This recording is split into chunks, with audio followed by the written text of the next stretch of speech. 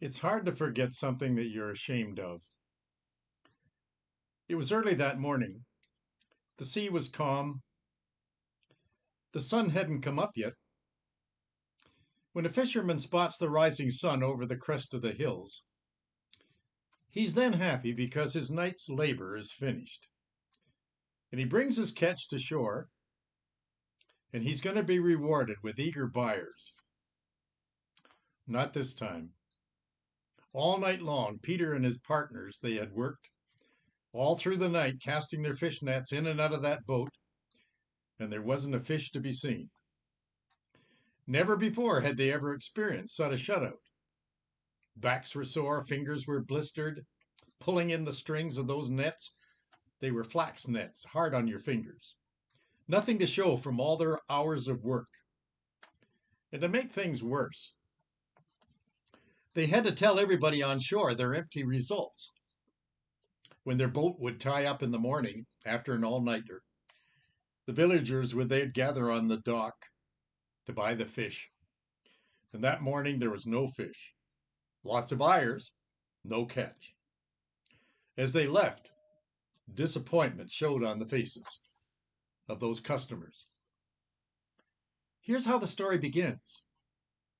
It's found in John chapter 21, beginning at the first verse. The setting is the Sea of Galilee. Peter said, "I'm going fishing. Who wants to come with me?" Thomas and Nathaniel, they said, "Well, I'll come along." Two others, they agreed to come as well. So 5 of them, they set sail. They went out and they started fishing. No catch. Caught nothing. When they arrived back on shore in the morning, they told their disappointment to the villagers, those customers who came to buy the fish.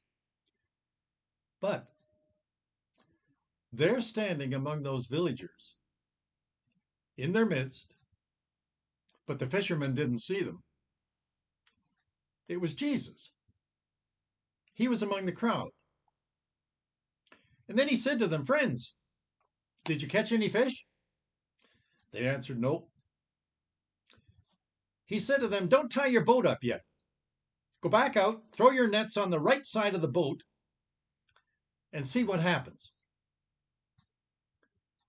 Well, they did. They went out, all 5 men. Guess what? When they threw their nets out and they started lugging them in, they almost scuttled the ship with such a catch. They now had fish right up to their waists in the boat, overflowing the gunnels. They caught so many fish, they could hardly pull in the net. Looking up, one of the fishermen, the follower of Jesus, recognized him on the shore. And he said, "It's the Lord." They went to shore in the boat, dragging that catch with them. And at the shore, when they stepped out of the boat, they saw a campfire. And there were hot coals. And there were fish on the fire. They were frying. And they looked closely and they also saw some bread. Jesus said to them, "Bring me some of the fish that you've caught." Peter went back to the boat and he brought back probably the biggest ones. But when he saw and gave them to Jesus, he felt so ashamed. He couldn't even give Jesus eye contact. He handed him the fish with his head down. Here's my story.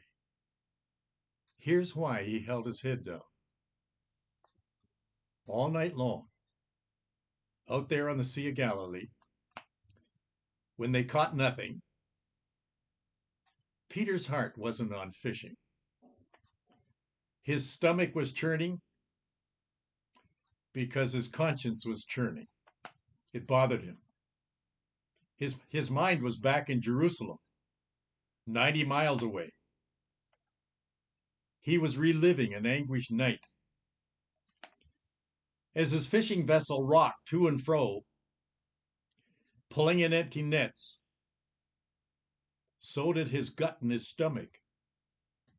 They were doing the same thing, reliving the events of Gethsemane, that trial of Jesus, the rooster crowing. He kept saying to himself, pulling in those nets, why did I do it? I said I wouldn't. And then just as Jesus predicted, there's going to be a rooster crow in the morning, and I'm going to deny him 3 times. And I went and I did it. What was I thinking? Peter mumbled to himself.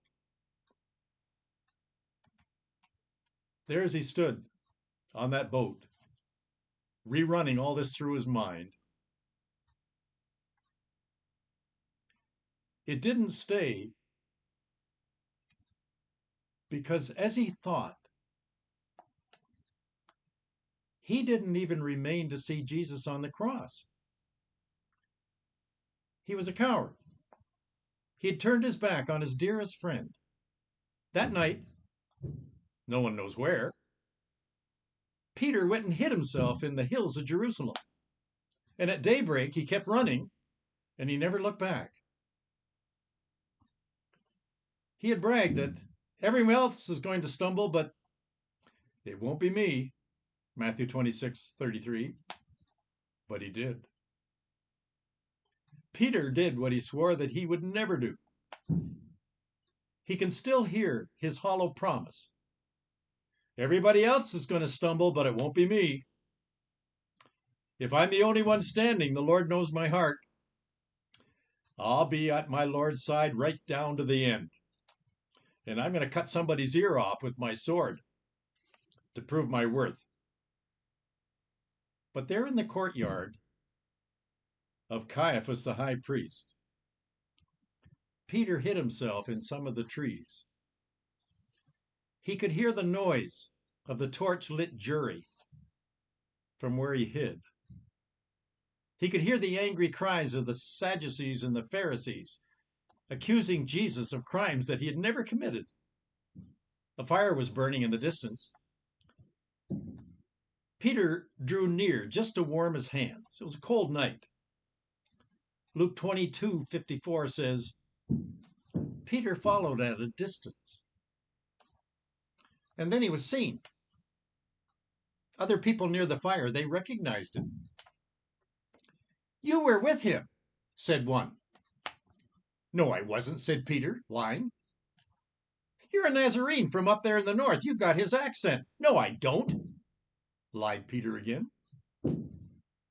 3 times Peter said it. Each time Peter denied it. Each time Peter denied it, Jesus heard it. He wasn't far away. He heard all 3 of the denials. We're now coming to the main character in our story. Peter's denial is Jesus' betrayer. Jesus heard the denying of his friend 3 times from Peter's mouth. He heard him say, I don't know what you're talking about. And at the 3rd denial, Peter blasphemed his Lord with these words, and they stung in Jesus' ears. Do you know why I know this? Jesus knew what Peter did. Luke 22:61. And then the Lord turned, and he looked straight at Peter. And the rooster crowed. Jesus turned his eyes and riveted them on Peter's. His eyes found his. No one else in that courtyard of Caiaphas heard that rooster.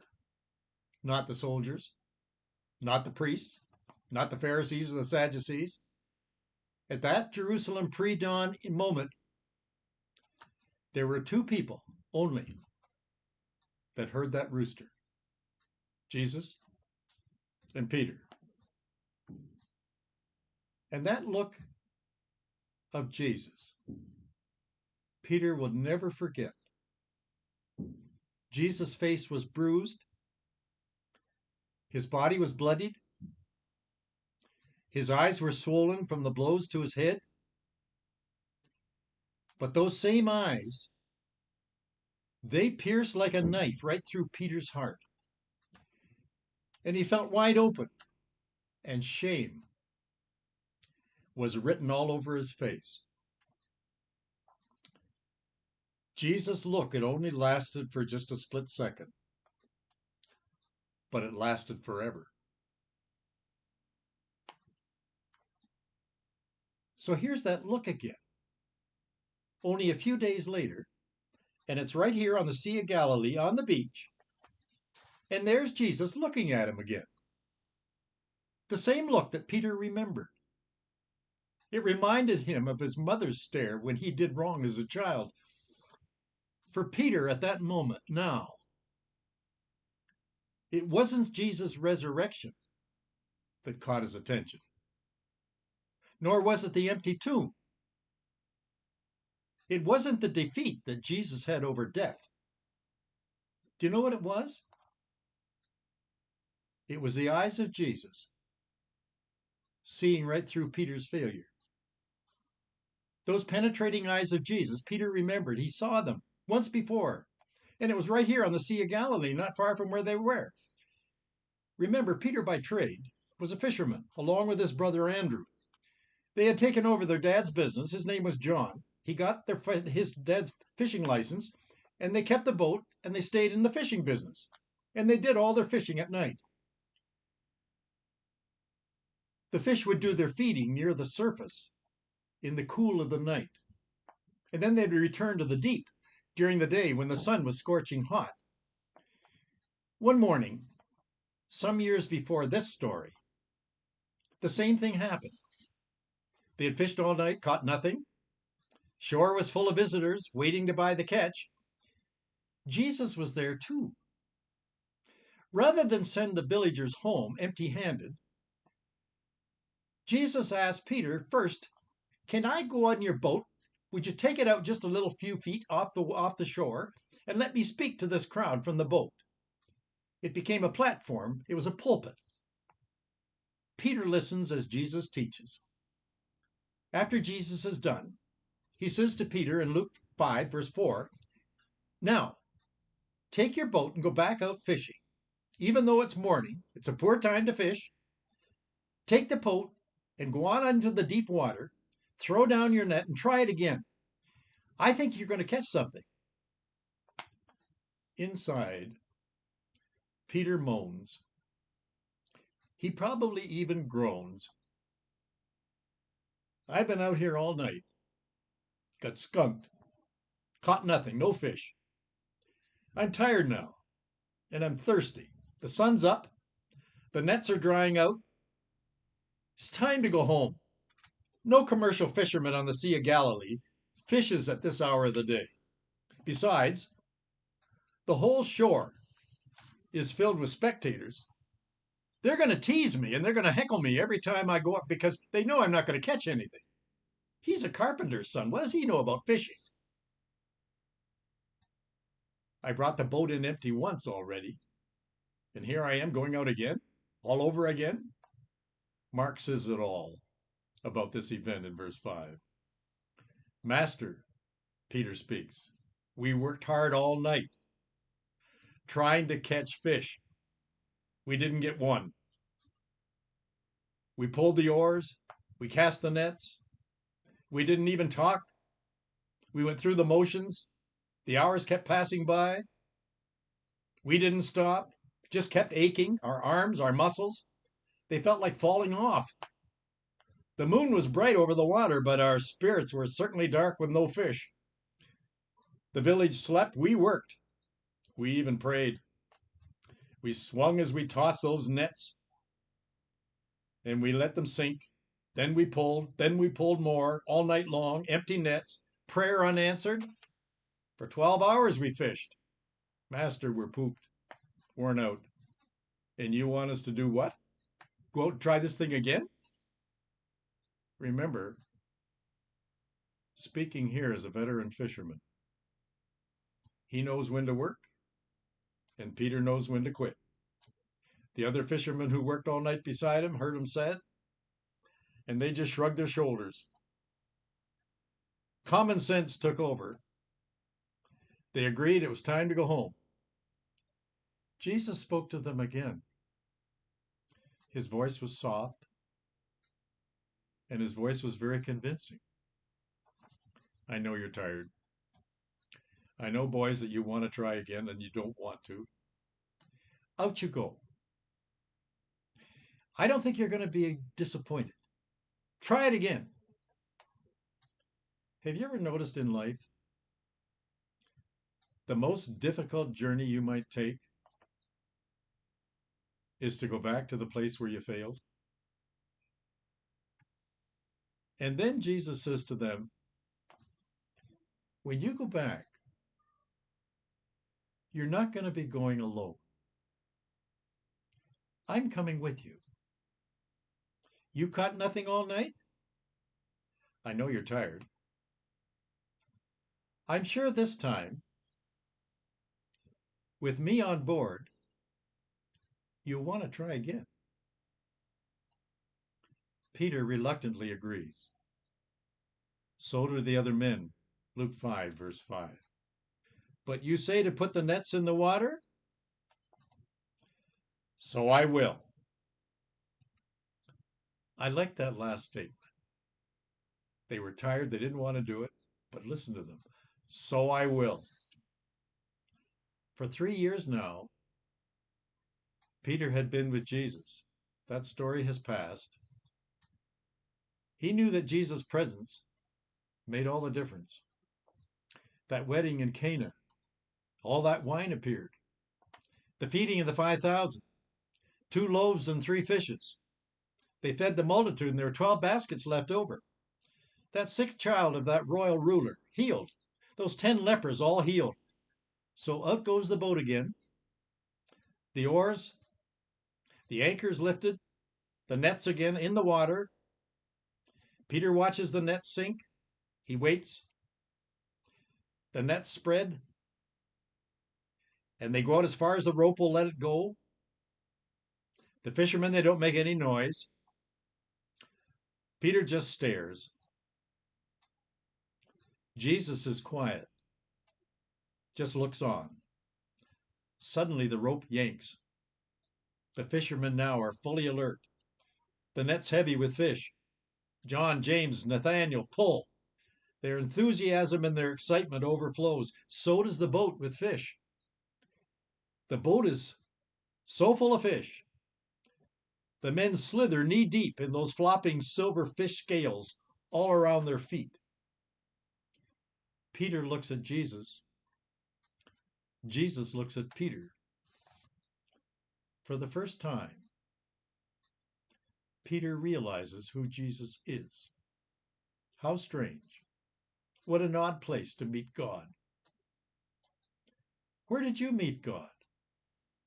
Peter met him on a fishing boat, on a remote sea, completely tired out, in a remote corner of the land of Israel. God has done that before. He's doing it again. He does it every day. Seems to me that's God's practice. When he comes into the world, into your life, that's the experience that you can encounter when you're willing to try again. This time with him on board beside you.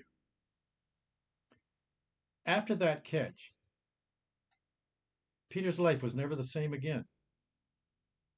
Remember after the crucifixion, he returned again to his fishing business that he had left before 3 years ago to follow Jesus, and he left his boat and his fishing business, and now he's returning again back to the same business. He was going to become a fisher of men. That all changed.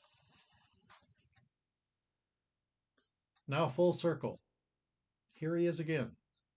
Same sea, same boat, probably the same spot where he fished before. But this isn't the same Peter. 3 years of living with God's Messiah had changed him. What brought him back to Galilee after the events in Jerusalem? The crucifixion?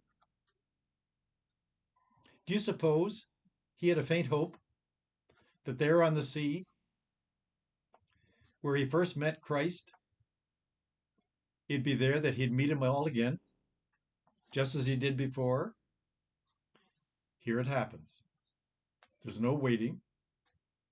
The rope pulls taut. The net fills up. The weight is too heavy for one fisherman. They all have to pull. The boat fills. There's hardly now any room in the boat for the fishermen. There's so many fish. Their task was so overwhelming, they really missed the message. John didn't miss it. He whispers to Peter, "It's him." Then he repeats it louder, "It's Jesus." And then the shouting begins, "It's the Lord." "Peter, it's the Lord." There on the shore, Jesus prepares a bed of coals, builds a fire, and he's also going to put a fire back in the hearts of those tired fishermen. Jesus, the God of heaven and earth, is on the shore. He's building a fire. Peter remembered the last time that he was near a fire, and he had failed his God. He was ashamed. Here was a fire again. God kindled it. Here God came back to him. For one of the few times in his life, Peter now keeps his mouth shut. He's silent. It's a moment almost too holy for even words to be uttered. God is offering breakfast to a friend that's betrayed him. And there sits Peter once again, finding grace along the Sea of Galilee. Do you want to know what this lesson does for you? Just stand back and just be amazed. In our class, we sing a hymn. It's a great hymn. The words are beautiful. I stand amazed in the presence of Jesus the Nazarene and wonder how he could love me, a sinner condemned unclean. How wonderful. How marvelous. Listen, we've all betrayed him. He that thinks he stands, take heed lest he fall. Here now stands Peter, honest, open, receptive. He can be himself again. This personal God is facing and taking care of my personal sin, making me right with God. This is hard to believe, but it's also impossible to turn down. The place of sin isn't the place of accusation. Jesus is telling me it's my place of invitation. Jesus is the one who brings the God that I need back to me. You might find this hard to forget. The things that you're ashamed of. God helps you forget them. Do you know why? It's because he forgave them. Do you remember how I started the lesson? It's hard to forget something that you're ashamed of. Jesus makes you forget. And you don't have to be ashamed anymore. That's my lesson today. Thanks for coming by. I'll look for you next time when you come back.